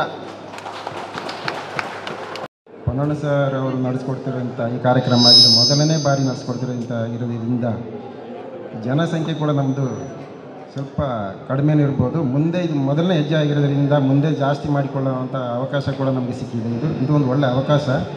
ಹಾಗೆ ನಮ್ಮ ಜಿಲ್ಲಾಧಿಕಾರಿ ಕೂಡ ನಮ್ಮ ಆಡಿಯ ಜನತೆಗೆ ಒಂದು ಒಳ್ಳೆಯ ಅಧಿಕಾರಿ ಆಗಿರೋದ್ರಿಂದ ಯಾವ ಕೆಲಸ ಕಾರ್ಯಗಳಿಗೂ ಕೂಡ ತೊಂದರೆ ಉಂಟಾಗಿಲ್ಲ. ಮತ್ತು ಯಾವುದು ಅಡೆತಡೆಗಳು ಕೂಡ ಇಲ್ಲ. ಯಾರು ಕೂಡ ಬೇಕಾದರೂ ಹೋಗಿ ಸಂಪರ್ಕ ಮಾಡಿ ನಾವು ಈ ಕೆಲಸನ ಸರಾಸರಿಯಾಗಿ ಮಾಡಿಸ್ಕೊಳ್ಳೋಂಥ ಕೆಲಸನ ಮಾಡಿಸ್ಬೋದು. ಅದರಿಂದಾಗಿ ಈಗ ಈ ಹಿಂದೆ ನಮ್ಮ ಸಂಸ್ಕೃತಿಯಲ್ಲಿ ಏನೇನಿತ್ತು ನಾವೆಲ್ಲ ನೋಡಿರೋದು ಈ ಹಿಂದೆ 30 ವರ್ಷಗಳ ಹಿಂದೆ ಹಿಂದೆ ನಾವು ನಡೀತಿದ್ದೇನೆ ಚಿಕ್ಕದರಿರುವಾಗ ನಾವು ನೋಡಿದ್ದೇವೆ. ಈ 30 ವರ್ಷದಿಂದ ಈ ಕಡೆಗೆ ನಾವು ಯಾರು ನೋಡಿರಲಿಲ್ಲ. ಇವಾಗ ಅದೊಂದು ಅವಕಾಶ ಸಿಕ್ಕಿದೆ. ಇದನ್ನು ನಾವು ಬಳಸ್ಕೊಳ್ಳಬೇಕಾಗಿರೋದು ನಮ್ಮ ಆದಿವಾಸಿ ಅಂದರೆ ಜೇನು ಕುರುಬ ಜನಾಂಗ ಆಗಿರ್ಬೋದು, ಬೆಟ್ಟ ಕುರುಬ ಆಗಿರ್ಬೋದು, ಮಲೆಗುಡಿ ಆಗಿರ್ಬೋದು ಮತ್ತು ಎರವ ಜನಾಂಗ ಆಗಿರ್ಬೋದು. ಆದರೆ ಕೆಲವು ಕಡೆ ಸಂಸ್ಕೃತಿಗಳು ಅವರವರ ಸಂಸ್ಕೃತಿನ ಅವ್ರು ಬೆಳೆಸ್ಕೊಂಡು ಹೋಗ್ತಿದ್ದಾರೆ. ನಾವು ಆದಷ್ಟು ಅದನ್ನು ಹಿಂದೆ ಇಟ್ಟು ಅದನ್ನು ಒಂದು ಮೂಲೆ ಗುಂಪು ಮಾಡ್ತಾ ಇದ್ದೇವೆ. ಈಗ ಅದಕ್ಕಾಗಿಯೇ ಈ ಕಾರ್ಯಕ್ರಮಗಳನ್ನು ನಾವು ಹಮ್ಮಿಕೊಂಡಿರುವಂಥ ರಮೇಶ ಈಗ ನಮ್ಮ ಗಿರಿಜನ ಸಾಮಗ್ರಿ ಅಭಿವೃದ್ಧಿ ಸಂಘದ ಅಧ್ಯಕ್ಷರಾದಂಥ ರಮೇಶ್ ಅವರು ಇದನ್ನು ಕಷ್ಟಪಟ್ಟು ಇದನ್ನು ಮೇಲೆಗೆ ತಂದಿದ್ದಾರೆ. ಅದನ್ನು ನಾವೆಲ್ಲ ಆದಿವಾಸಿ ಜನಗಳು ಸೇರಿಕೊಂಡು ಅದನ್ನು ಮುಂದಕ್ಕೆ ತಗೊಂಡು ಹೋಗುವಂಥ ಕೆಲಸನ ಮಾಡೋಕ್ಕೆ ಇದೊಂದು ತಕ್ಕಂಥ ಒಂದು ಒಳ್ಳೆಯ ವೇದಿಕೆ ಅಂತ ಹೇಳೋಕ್ಕೆ ಇಷ್ಟಪಡ್ತೀನಿ. ಹಾಗೆ ಮುಂದೆ ಆಗಬೇಕಾಗಿರೋ ಕೆಲಸಗಳು ಏನಂತ ಹೇಳಿದರೆ ನಾವು ಇದನ್ನು ಹಾಡಿಯ ಮಟ್ಟಗಳಲ್ಲಿ ಈಗ ನಾವು ಇಲ್ಲಿ ಬಂದಿರುವಂಥ ಜನಗಳು ಯಾವ ಹಾಡಿಗಳಿದೆ ಆ ಹಾಡಿಗಳಲ್ಲಿ ಒಂದೊಂದು ಕಲಾತಂಡಗಳು ಮಾಡಿಕೊಂಡು ಅವರ ಜೊತೆ ಕೈ ಜೋಡಿಸಿದರೆ ಮುಂದೆ ನಾವು ಇದನ್ನು ಒಂದು ಮಟ್ಟಕ್ಕೆ ತಗೊಂಡು ಹೋಗ್ಬೋದು, ನಮ್ಮ ಸಂಸ್ಕೃತಿನ ಉಳಿಸಿಕೊಳ್ಳಬಹುದು ಅಂತ ಹೇಳೋಕ್ಕೆ ಇಷ್ಟಪಡ್ತೀನಿ.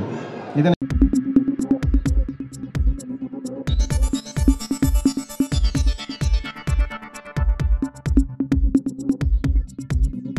ನಾನು ನಿಮ್ಮ ಜಗದೀಶ್, ಕೊಡಗು ಧ್ವನಿ ಡಿಜಿಟಲ್ ಮೀಡಿಯಾದಿಂದ. ನಮ್ಮ ಚಾನಲನ್ನು ಸಬ್ಸ್ಕ್ರೈಬ್ ಮಾಡಿ, ಲೈಕ್ ಮಾಡಿ, ಶೇರ್ ಮಾಡಿ.